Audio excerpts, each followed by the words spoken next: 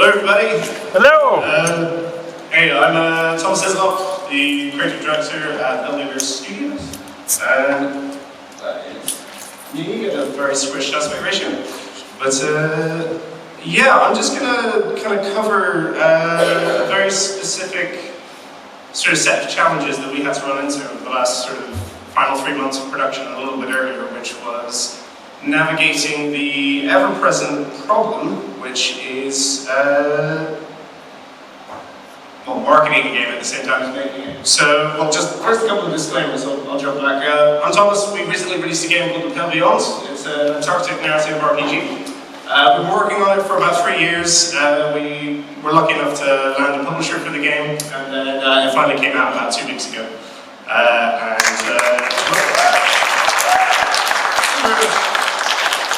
If I'm a little scattershot, it's because I've been fixing bugs. But no, generally, it's gone really well, and we're really happy with the response from the community. But yeah, you can't sell a game unless people know it exists. And the fundamental paradox is that, especially if you're an independent games team, with limited resources and limited time, or whether you're an independent developer or solo developer, or any sort of possible combination, time spent on marketing and on assets required to do a good job marketing in the modern kind of algorithm attention economy that games get released into today takes time away from development. So, much like making the games themselves, just being a little bit smart about how you create assets and design things for reuse can save yourself a lot of headaches.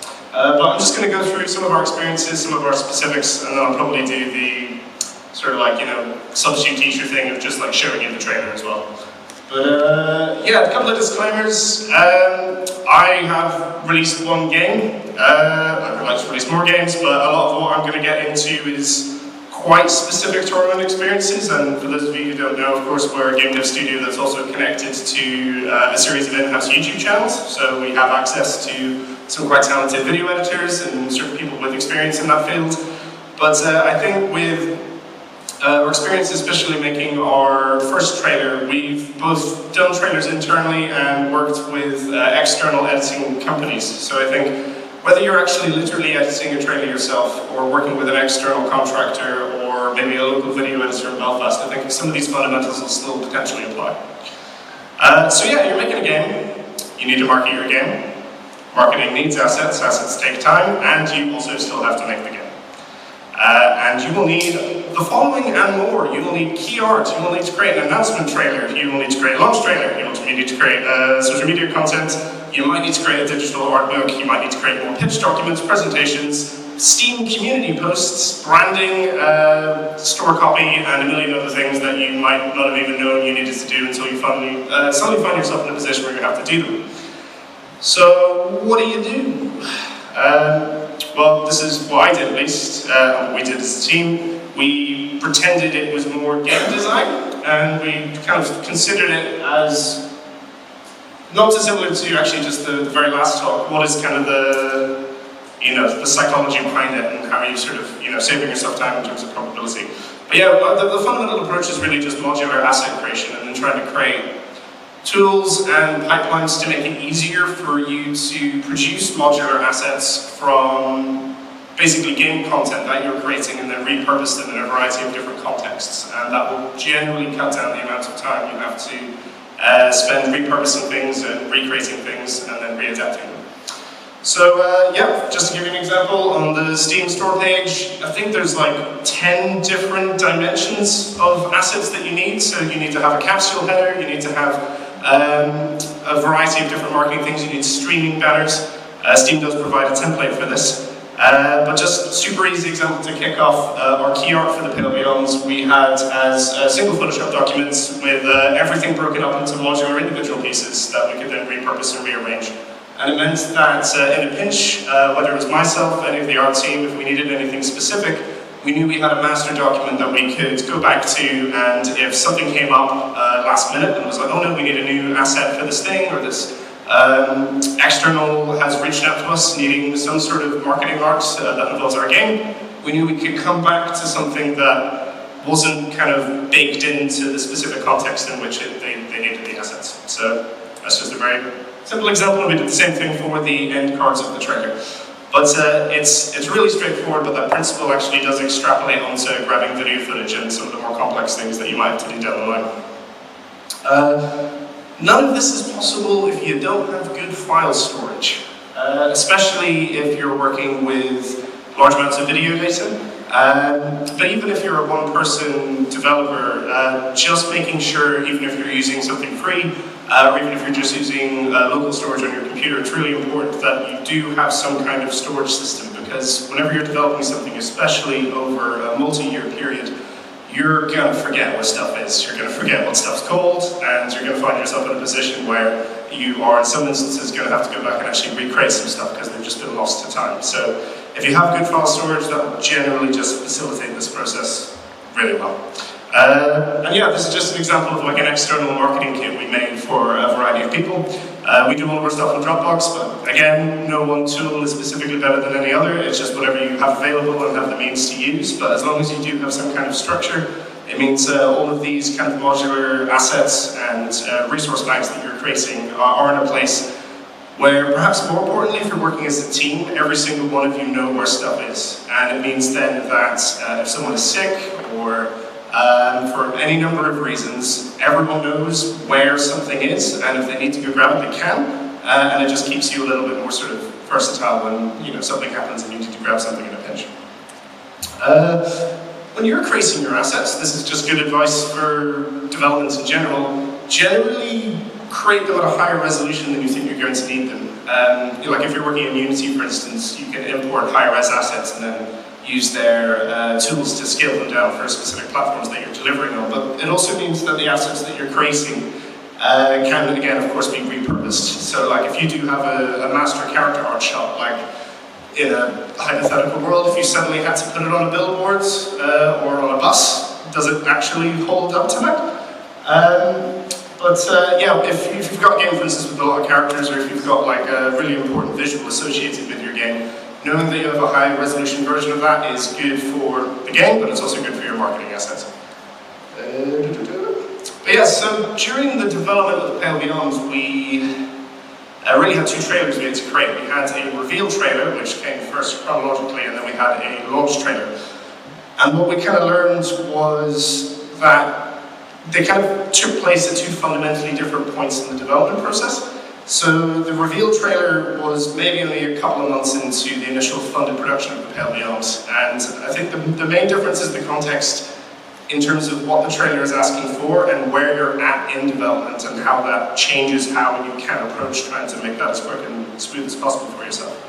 So reveal trailer, you probably haven't finished much of the game yet. You probably don't have what you would consider to be final, polished looking and feeling content across the entirety of your game experience.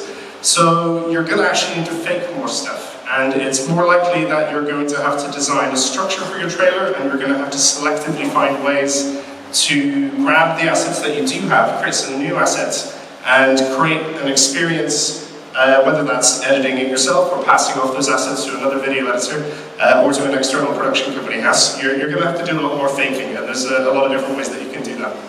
And generally with the reveal trailer, you're trying to sort of just get the sense of the vibes of the game or what the sort of the atmosphere is. You're not going into a full mechanical gameplay breakdown, so the context is certainly quite different.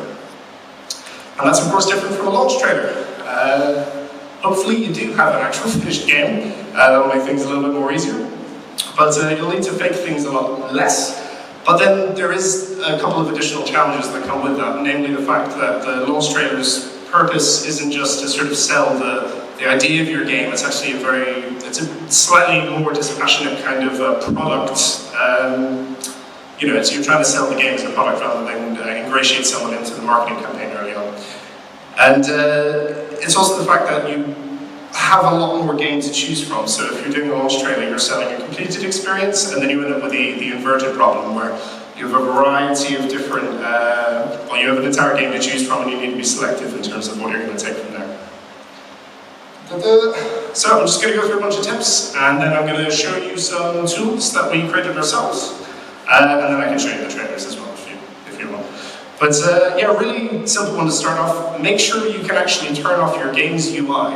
and make sure it's easier said than done. Make sure that doesn't actually fundamentally break the game. Now, this is contextually specific to what genre of game you're creating or necessarily how your game works, but if your game isn't all literally UI and there's some kind of environment, or if there's like a character controller where you can move around, that's generally top of the list when it comes to what external editing companies will ask for in terms of cheats and console commands and the ability to capture raw back-end assets in the game without sort of, gameplay stuff on top of it. And of course, use cheats and console commands. This is good advice for development and good advice that will make it easier for you to do the aforementioned and generally capture footage from your game. So yeah, it's imperative that you can easily navigate to any parts of your game without having to spend hours playing through it. Again, this is going to help you with testing, but this is also going to help you get to any points in the game to capture footage you needed. Pale Beyond's quite long. We accidentally made a very long game. It's like 12 hours to play through. It's got far too many words. Testing it was a big challenge, but it was only through creating these console commands and creating them in such a way that non-technical staff on the team were able to utilize them to get around the game effectively and confidently, that we were able to not just only decentralize elements of the QA process, but allow anyone on the team at any point to successfully capture trailer footage. It was actually our audio designer did a lot of the heavy lifting for the launch trailer in terms of capturing footage, and yeah, he wouldn't have been able to do this if we didn't design the console commands to be used by him. So if I actually quit this, I go to Unity. Oh. Sorry.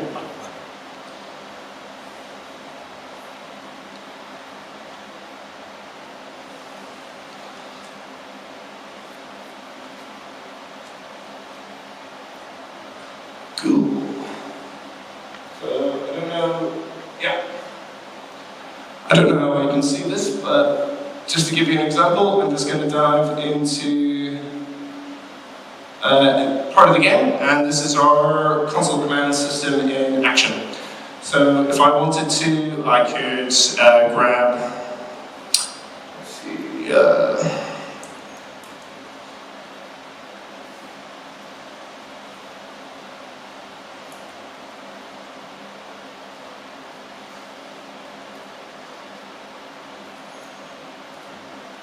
Cool, so well, we were able to set this up so that any function really across the game's code base that we wanted to could be marked up in terms of console commands. This is not only how we actually deployed functionality across the game's narrative in the Inkle script that it was created with, but we linked it up to the console command engine, and it meant that we could stage any character, jump to any points of the game, fast forward, rewind, manipulate what UI elements were visible or not visible, and that was used not only in the game itself, but the capture process for the trailer.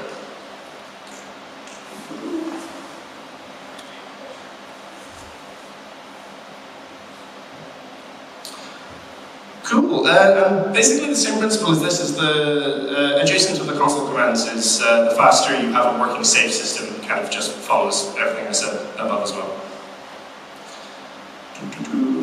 Cool. Now there's another strategy which is literally breaking your game sort of on the fly. If you're able to capture game footage at a high enough resolution, or I should say if you have a high enough resolution monitor, you're able to capture subsections of the screen. And then if you're able to do this, it means you can literally put the game in play mode and very safely kind of manipulate UI elements, move things around, and break your game in such a way that it looks better for the shot that you're trying to capture without going in and making changes to your code base that are just going to cause you more problems down the line. But yeah, if you can get your hands on a monitor that is higher than 1080p, or even better, higher than 1440p, that'll save you a lot of headaches in terms of being able to record individual parts of the screen. And finally, just a little bit of advice. Yeah, just fake it until you've made it, trailer-wise, and then use what you've made to save time doing more faking, because it actually does exist. The earlier you can get audio involved in the trailer process, the better. Like we're very lucky that we have in-house audio support, and in terms of our experiences, having the audio side of the trailer figured out very early in development. It really sped up the process of video selection footage and sort of the whole thing coming together. Now that's not always possible, but if you have a rough plan at least for how the music side of your trailer editing is being approached, that'll generally really help things come together in terms of everyone being on the same page of what the kind of emotional narrative beats of the trailer is supposed to be.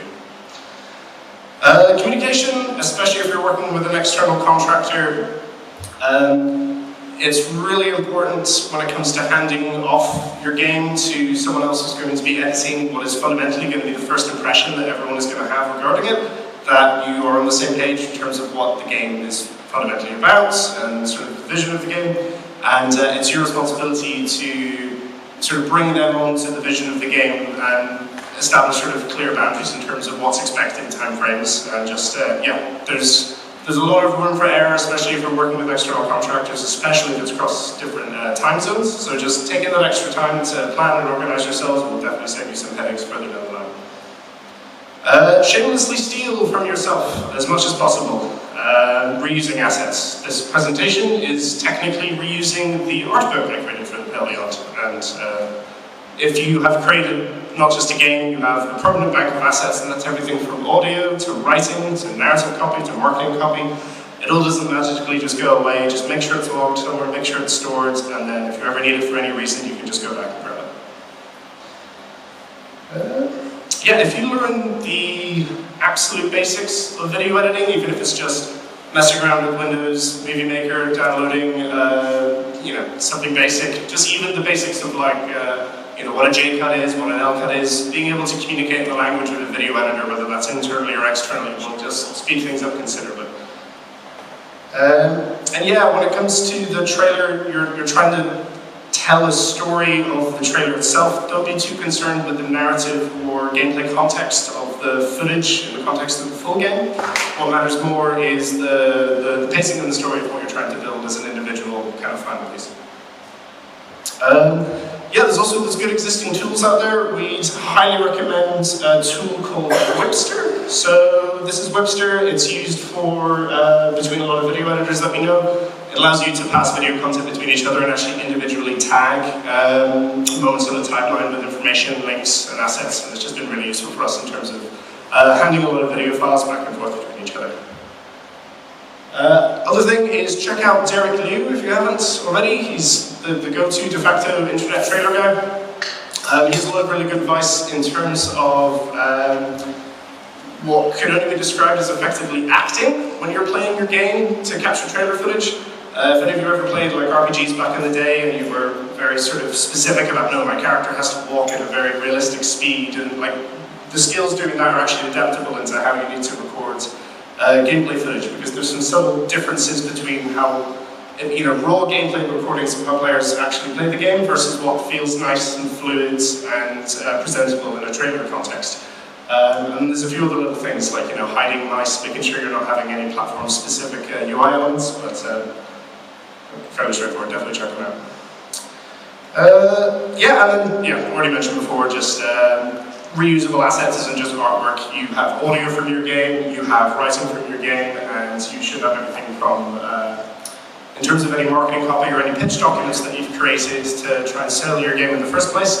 That can all be repurposed, and just always constantly refer back to your existing bank of assets and try to think about how you can repurpose them to generally speed up the process. And yeah, that's it. So you know your game better than anyone else on the planet. It's your responsibility to take everything that you've created, and if you're working with anyone else who create a trailer, to give them as much access as possible and help them as much as possible and make the process as smooth as possible. And yeah, just make sure you've got cheats in your game and make sure that you can hop around at any point. It's good for development, it's good for capturing footage, and yeah, modularization and the design principles of massive reuse should save you a lot of time. Thanks very much.